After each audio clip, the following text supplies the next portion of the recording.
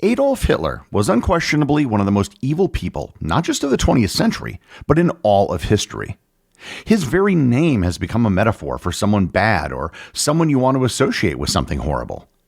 However, he was a person, and as such, he had parents, siblings, nieces, and nephews.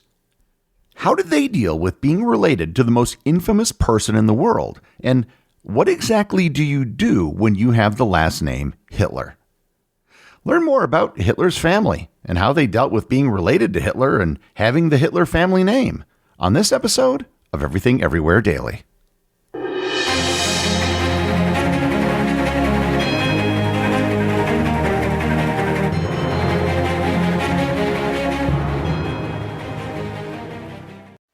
This episode is sponsored by Fiji Water.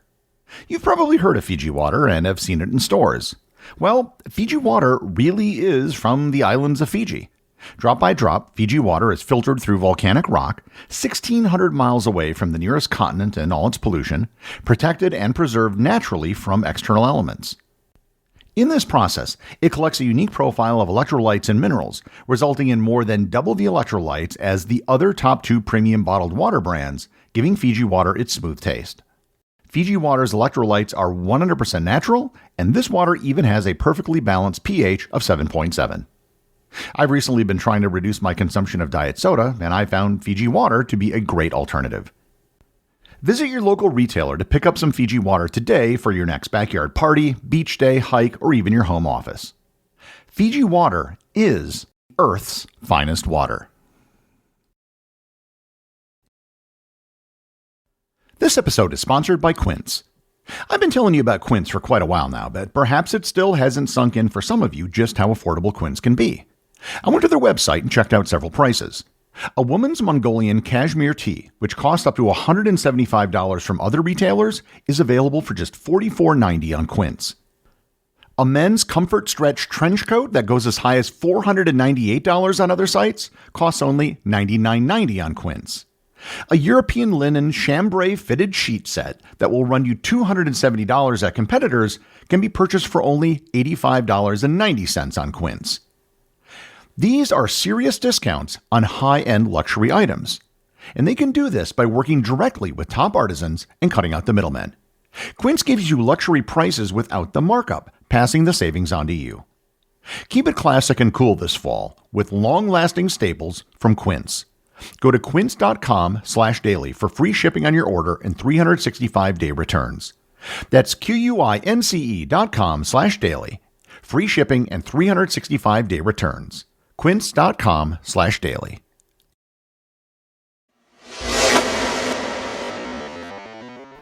This episode is not meant to humanize Adolf Hitler. Hitler was a monster, and the countless crimes he committed and those which were done under his name were some of the greatest in history. Since Hitler's rise to power in the early 1930s, the very name Hitler has gone far beyond being a surname. It's become one of the most potent metaphors in our modern language for evil, cruelty, or authoritarianism. It's become a shorthand reference for absolute evil. Instead of being seen as just a historical figure, Hitler has become a cultural archetype, the ultimate villain. Writers, journalists, and political commentators began using his name as a stand-in for tyranny or monstrous behavior. In fact, it's hard to even use a metaphor to describe Hitler because Hitler has become a metaphor. If someone or something is evil, you compare them to Hitler.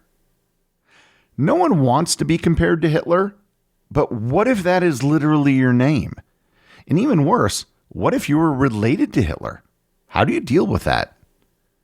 In this episode, I want to talk about Hitler's relatives and how those who survived the war lived with the shame of the name and their association with their relative, Adolf. So we'll start with Adolf's father, Alois. He was born Alois Schicklgruber in the Austrian village of Stroness to Maria Anna Schicklgruber, an unmarried peasant woman. His biological father was never definitively established, though several men have been suggested, and questions about his paternity have fueled speculation for generations. Alois began his career as a customs official in the Austro-Hungarian civil service, where he rose steadily in rank and developed a reputation as strict, ambitious, and domineering. He married 3 times, and his third wife, Carla Poltz, was Adolf's mother. Accounts describe him as authoritarian at home, often harsh towards his children, and prone to temper. Alois was known to have many affairs, so it's possible that there were unknown half-siblings of Adolf that existed. He changed his surname in 1876 when he was almost 40 years old, after his foster father, Johann Hitler, was retroactively declared his legal father. A parish priest recorded this change, registering his name as Hitler, a variant spelling of Hiedler. This legitimization allowed him to alter his social status and secure a more respectable family name, which he believed would help his civil service career. Clara Hitler was the mother of Adolf Hitler. She came from a modest peasant family in rural Austria and was Alois Hitler's third wife, as well as his niece by marriage. The home of Alois and Clara was constantly being disrupted by time travelers who were visiting them trying to kill their son. Adolf, her fourth child, was the center of her affection, and later he spoke of her with deep reverence, describing her as the person he loved the most. Her life was cut short when she died of breast cancer in 1907 at the age of 47, an event that profoundly affected Adolf, who mourned her intensely and never fully recovered from the loss. In 2012, the tombstone for Alois and Clara was removed from a parish cemetery where they were buried on the request of an unidentified distant relative because it was consistently being defaced. Adolf had 6 full siblings, 5 of whom died in childhood. His only full sibling that survived into adulthood was his sister Paula. When he came to power in the 1930s, Adolf also had 2 surviving half-siblings from his father's previous marriages, Alois Jr. and Angela. His sister Paula worked as a secretary and did not play any political or public role during the Nazi years, although she did benefit from her brother's financial support. Unlike her brother, she used the alternate spelling of the family name Hiedler, and during the war used the surname Wolf at the request of her brother to avoid attention. After World War II, she was interrogated by Allied authorities but was found to have had no involvement in Nazi politics. In 1952, she formally changed her last name to Wolf to avoid the scrutiny and attention that the name Hitler had. She maintained a reclusive existence and occasionally spoke of her brother with a mixture of loyalty and dismay, once acknowledging his cruelty but insisting that he was still her brother. She died in Vienna in 1960 at the age of 64, unmarried and without children. Angela Hitler was Adolf Hitler's half-sister and the daughter of Alois and his second wife, and was 6 years older than Adolf. Angela married a man named Leo Raubel, with whom she had 3 children, a son Leo Jr. and 2 daughters, Gili and Friedel. Angela actually served as the housekeeper at Hitler's Berghof mountain retreat.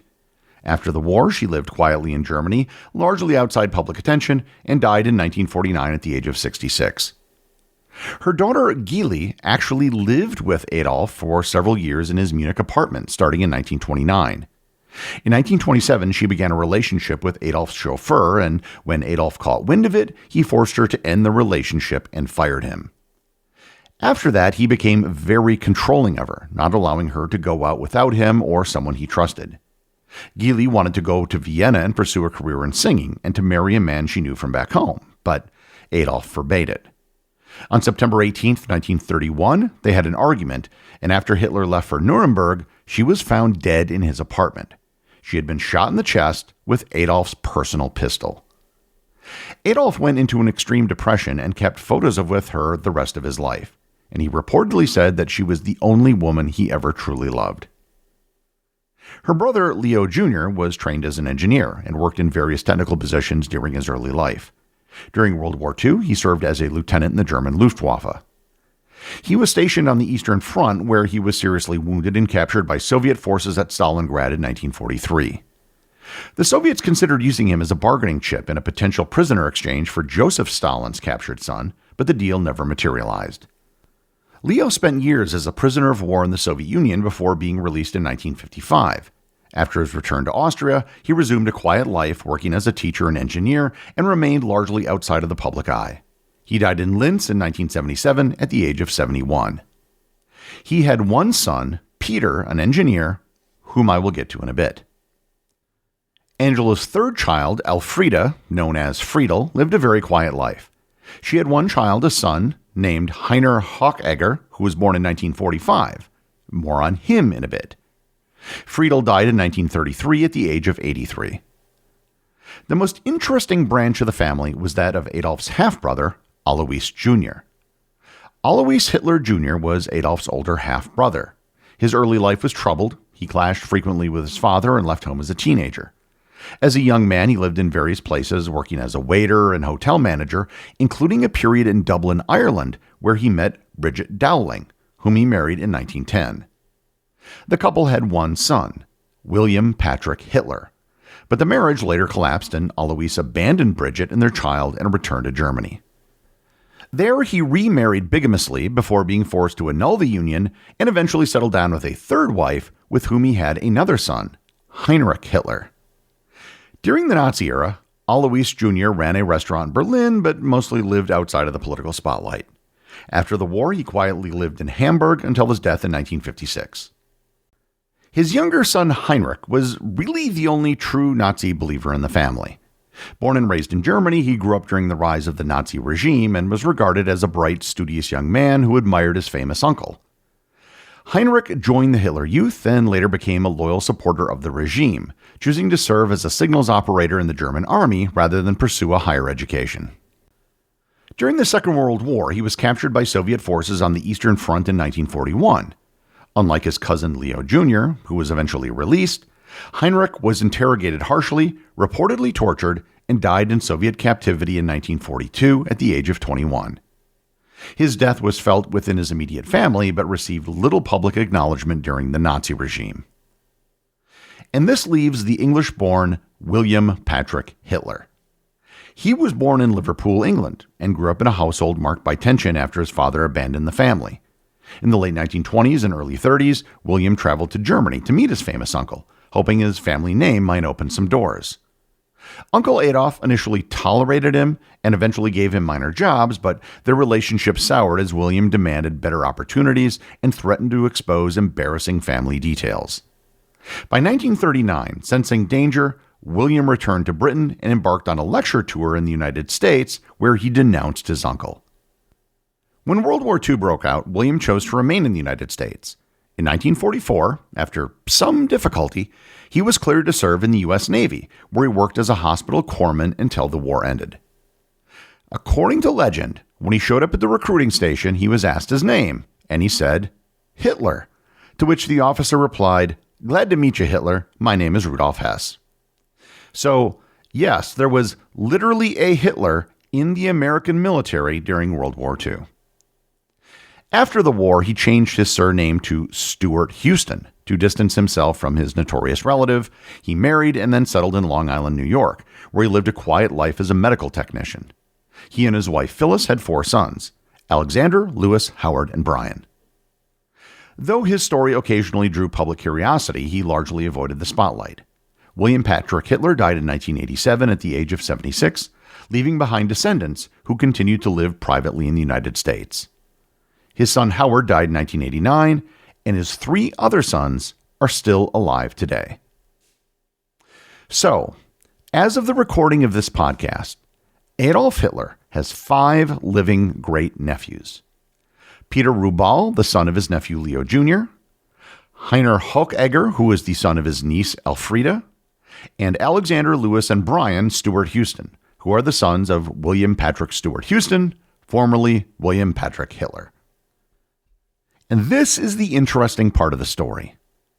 All 5 of these men have taken a vow never to marry or have children, so they can have their family's bloodline die with them. They currently range in age from 59 to 94. Being a great half-nephew is a pretty tenuous relationship, but it's enough of one for all 5 men to completely alter their lives because of somebody they never even met. And before I close, I should mention a possible, even closer relation to Adolf Hitler: his son.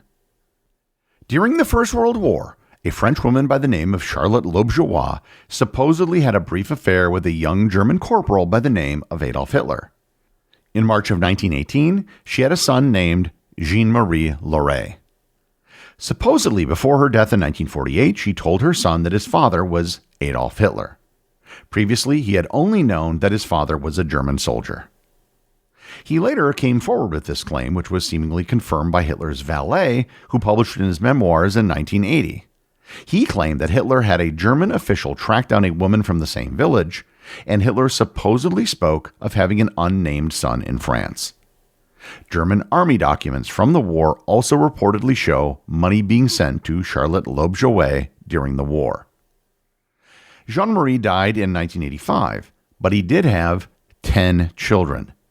One of them, named Philippe, offered to perform a DNA test years ago, but nothing's come of it.